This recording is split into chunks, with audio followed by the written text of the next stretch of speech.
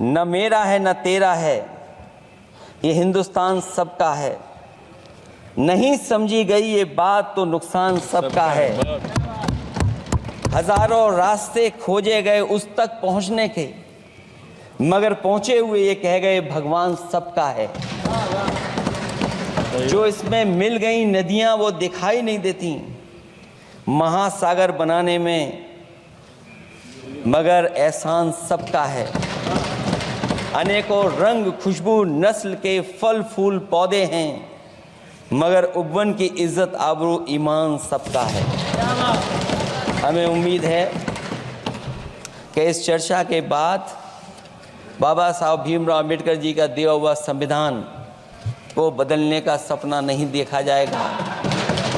साथ ही साथ डॉक्टर राममनोहर लोहिया जिन्होंने समाजवादी आंदोलन का रास्ता दिखाया, नेताजी ने जो संघर्ष कर करके हम लोगों को उस जगह पहुंचाया, वहीं लोकनायक जयप्रकाश जी ने इस देश को आगे बढ़ाने के लिए समय समय पर संपूर्ण क्रांति का आह्वान देकर के जागरूक किया। मैं उन सबको याद करते हुए एक बार फिर अध्यक्ष जी आपका बहुत बहुत धन्यवाद देता हूँ।